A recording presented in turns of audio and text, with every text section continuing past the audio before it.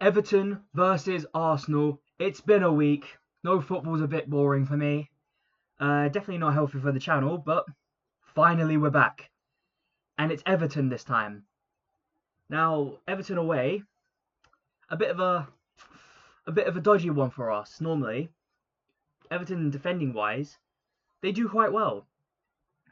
However, looking at Everton, I believe they have like 3 key players out, I believe. Something like that, 3, 4 key players out. Possibly even Jack Grealish. I know Jack Grealish is meant to be a doubt for the game, but we'll have to see. Doubt doesn't mean out. But as for us, we have to get these 3 points. These are very vital 3 points for us. You look at it this way, Man City, and there's no two ways about it. Let's bring up the table. Man City are on 34 points and we're on 36. So in other words, Man City are right up our arse. No two ways about it. And Everton themselves, they're on 24 points, so they're about 12 points behind us. And they have a goal difference of -1. So we should be able to get something out of them, find a way through. But here's the thing with us. If they stick down a low block, we might have trouble getting through it, especially considering it's an away game. But there's also another thing to consider as well, something to talk about. We should also talk about the injuries, or rather the people that could be coming back. And it looks like relatively good news for us now. You look at the main person supposedly coming back is Gabriel Magalhaes. And that's so far. He won't come back today or tomorrow, but he's hopeful to come back by the Aston Villa game. And look, we need him. We need him back desperately. I do think the team struggles, especially with set pieces, without Gabriel. There's also the matter of Ben White as well. They're saying that his injury isn't as serious as previously expected, and he should be back much sooner. And there was Kai Havertz as well. And Kai Havertz, apparently he had a setback, but he's still trying his best to get back into the squad, and they don't suspect that the setback's going to be too crazy. And look, I would just take Gabriel Magalhaes. I was sitting here thinking I'd just take Gabriel Magalhaes. Just give me him back and I'm happy. But all 3 of them coming back is absolutely brilliant for us, and especially considering our squad depth has been taken a bit of a hit as of recently. But we've got to now get these players back as soon as possible. We can bring back our squad depth, bring back our main force, and hopefully we can start picking up some more comfortable performances. But I'm going to say this now. Against Everton, we cannot play like we did against Wolverhampton Wanderers. That was absolutely abysmal. I don't think I've ever seen us play so poorly in my life. But I've noticed that we started to hit like a poor performance ever since the Chelsea game. And it was like we were dropping points against Chelsea, against a 10-man Chelsea, really hit us in the mentality. Then, of course, there's what happened with Aston Villa as well. Obviously, we lost in the final minute. But with Everton now, you can't do what you did against the Wolverhampton Wanderers. With Everton, you have to see that game through. You absolutely have to get the goals. You have to win convincingly. And if you can beat Everton convincingly, that's a massive mentality boost for us. But on top of that, it's also a bit of a relief for the Arsenal fans as well.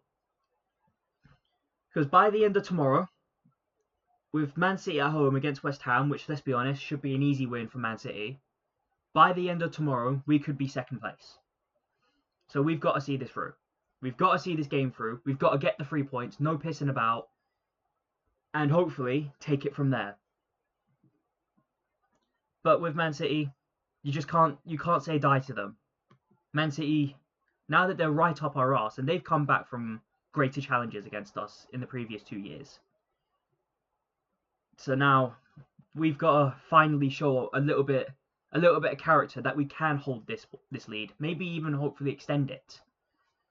But we cannot lose it. I think the moment that we lose our first place position is the moment we lose the league. But for now, the Arsenal starting 11, and in goal, I'm gonna say David Raya. I think it's a pretty obvious choice, pretty self-explanatory. In the centre back pairing, I'm gonna go with William Saliba and Pierre Hincapié. I don't think there's any other choice here really. On the right back, I'm going with Yuri and Timber. Again, with Ben White out, I don't think we even have a choice, but it's good to see Yuri and Timber's available. And on the left back, I'm going to say Calafiori. And it's good to have Calafiori back now, especially after that performance against Wolverhampton. But Calafiori now, I think we've really seen how important he is to this back line. And having three out of 4 of our starting defenders back in this team, that's very, very good for us. The only player that's missing is Gabriel Magalhaes, and I do really, really want him to come back as soon as possible. Now in the midfield, I'm going to go with Martin Zubimendi. I don't know why I did that. I'm going to go with Martin Zubimendi in the central defensive mid. And I'm going to pair him with Declan Rice, who is just, those two just look so good together. And finally, I'm going to have to put Martin Odegaard there. Now, the thing is with Martin Odegaard, I've got to say, he's got to play to Gyökeres a bit more. It's like there's no chemistry there. There's no camaraderie. He's got to get used to it. He's got to get used to having a proper number 9 up front. And speaking of a number 9, Victor Gyökeres, of course. There is a bit of a debate between him and Gabriel Jesus. Personally, I think we start with Gyökeres and then maybe bring on Jesus. I think Jesus as a substitution would be absolutely brilliant for us, especially considering his pace. So that's my starting striker. On the right wing, I'm going to go with Bukayo Saka. And I think Bukayo Saka, he's definitely done quite decently in that Wolves game. He's one of the few players that could really hold his head up high. And hopefully he can put in a good performance again tomorrow. And of course, on the left wing, it's a bit of a debate for me between Martinelli and Madueke. But I would personally start Madueke, if I'm being completely honest. I would have started him against Wolves. I thought Wolves was a really good opportunity for him to come into. Come in and keep that momentum going, especially after the Club Brugge game. Nearly got a hat-trick in that game. But yeah, no.